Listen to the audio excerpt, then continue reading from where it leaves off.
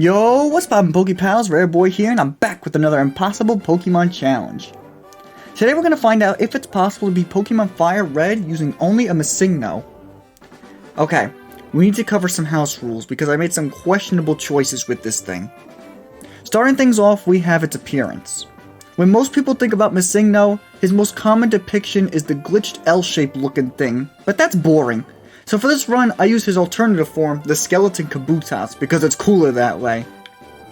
As for his stats, I decided to give him the stats it has in red and blue as opposed to yellow, because the Masingo from yellow version has better defenses, and I want this thing to be as frail as possible, because I like to give myself a good challenge.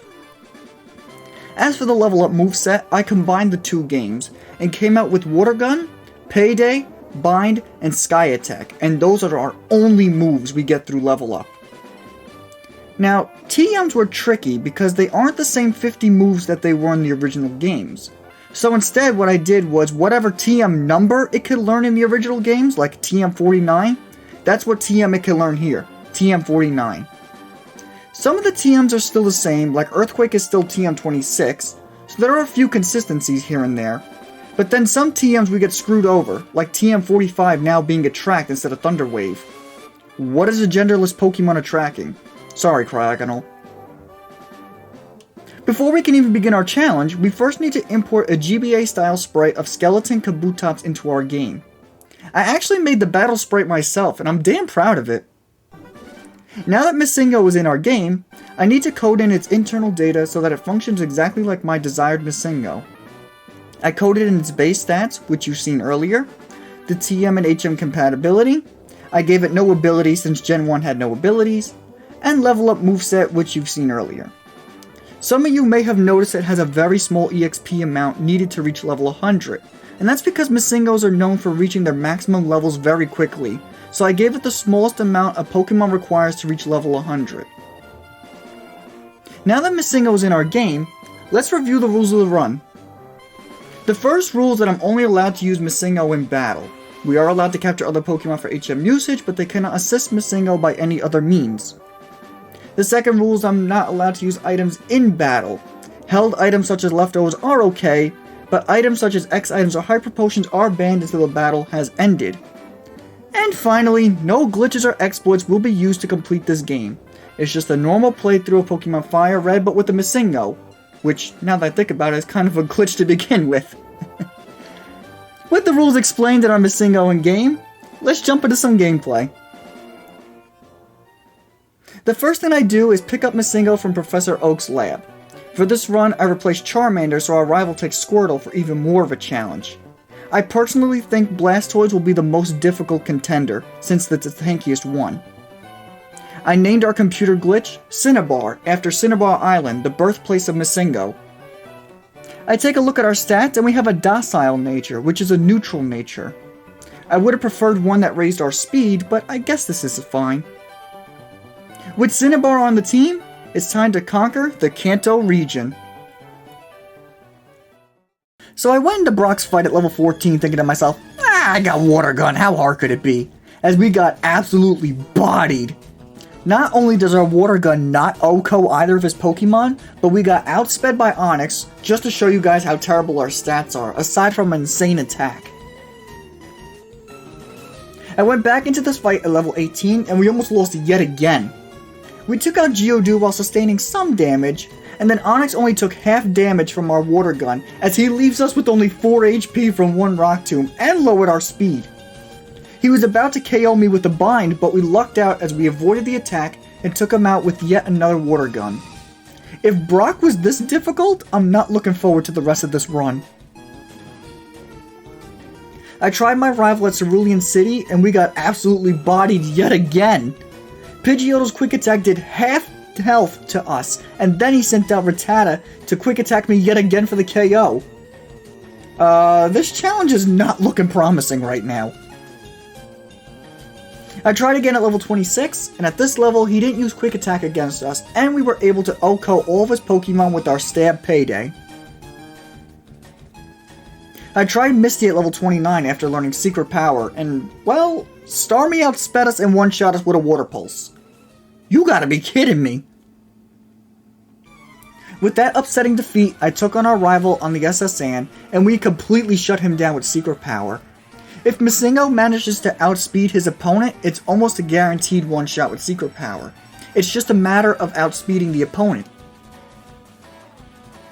It wasn't until level 38 that I could outspeed Starmie and OHKO it with secret power. I just hope we outspeed Surge's Pokemon.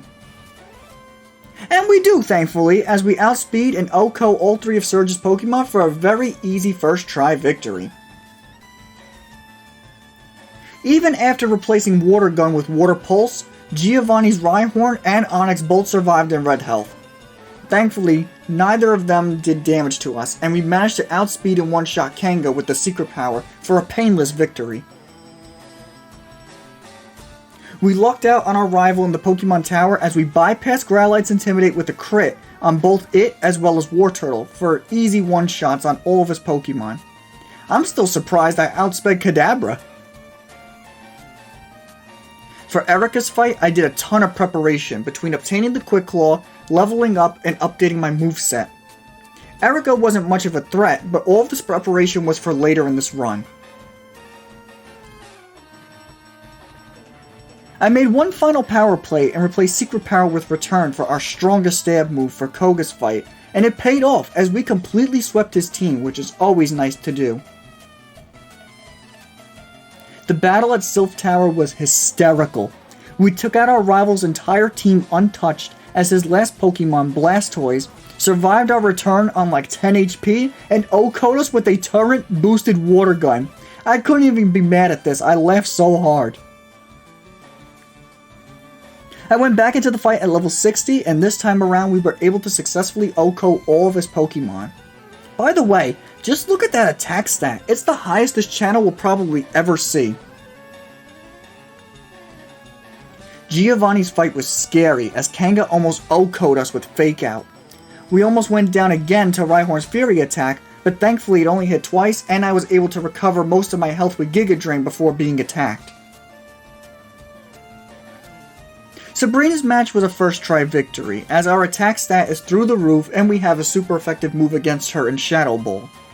She probably should have won this match if Alakazam actually used an attack instead of Future Sight, but if she wants to give out gym badges, I'm happy to put my hand out. We were ever so close to beating Blaine on our first attempt, but after 2 Intimidates, Cinnabar just doesn't have the oomph we need to get through this match just yet, as we take literally 1 bite from Arcanine and go down. Well, dogs do love to chew on their bones. I try again at level 70, and at this level we have just enough firepower to OHKO all 4 of his Pokemon, even after the 2 Intimidates. Giovanni's final fight was so stupid. We technically won this match, as Giovanni's last Rhyhorn takes itself out with Takedown, and even faints before my Pokemon. But Game Freak, for some dumb reason, decides, nah, you lost bro, GG's, try again later. So now I have to do this fight at a later level when I can officially OHKO Rhyhorn. So I took on Giovanni again at level 78, and I checked my stats. My special attack literally only grew 3 points, but apparently that was enough to take out his last Rhyhorn with Giga Drain. Either that, or he was a range KO the whole time, and we just got unlucky. Either way, we won the fight and get the TM for Earthquake, which we can teach to our Skeleton Boy. Our final fight before the Elite Four was going great, as we naturally outspeed all of his Pokemon now. I know this to be a fact because I forgot to replace the Miracle Seed with the Quick Claw, but we still outsped. Unfortunately for us though, Blastoise once again survives our return in the red and takes us out with a single bite. I knew giving our rival Blastoise would make this the most challenging. At level 84 we had yet another close call victory, but Blastoise survives our return yet again on what looks like 1 health this time. It's probably a range KO, but 2 more levels can't hurt. I raised Masingo up 2 more levels and watched his attack stat rise 8 points, and that was enough to finally put down the tanky tortoise. Here's what our Masingo looks like right outside the Elite Four at level 86. As you can see, I still have the Quick Claw equipped to help outspeed any potential threats. Without even looking at my monstrous attack stat, We have worse stats than Baby Kangaskhan did, which is saying a lot. I also replaced Giga Drain with Fly to help us combat Bruno's fighting types as they pose the biggest threat to us. Let's see if we can place Kabutops' skeleton into the Kanto Hall of Fame. First up in the Elite Four is Lorelei, and for once, she wasn't an issue as I completely swept her team using nothing but return. Okay, this is a promising start. Y'all, I think this run is over. Hitmonchan has Mach Punch and will OHKO us 100% of the time. Maybe I can make it to a level where I can take a hit, but I highly doubt it. Please don't tell me this is how this run ends. So I made the plunge and reached level 100, thinking I'd gain enough defense stats to help withstand a Mach Punch, but I only have 20 in defense. Maybe my health will be enough to help us survive, but we'll see. Well, this has to be the saddest way to lose a run. We can't even get past Hitmonchan's Mach Punch, and Masingo can't learn a single priority move on its own. This isn't even the same match either. These are individual attempts that you're seeing, as you can see, Bruno will always go for Mach Punch, which unfortunately means, ladies and gentlemen, the run ends here. This was by far the most disappointing way to lose a run. I completely forgot Hitmonchan had Mach Punch. It was the last thing on my mind. Aside from the disappointing defeat, this challenge was by far one of my favorite ones between the laughable stats and the insane power. It was a fun run, and I want to thank my viewers for recommending it to me. For my next impossible challenge, we're heading back to Johto to see if we can win with only an Azurill. So if you don't want to miss that run, be sure to subscribe and stay tuned. Also, be sure to leave a like on this video if you enjoyed it, and in the comments section I want to know what your favorite part of today's run was. This has been your boy Rare Boy, and I'll catch you all in the next one. Peace! Red, white, and blue, yeah, I love this place. Excuse me, did you just watch this video? You must have if you made it this far into the video. And yet you haven't liked, commented, shared, or subscribed. The Rare Boy working very hard on these videos. Please do the man a favor.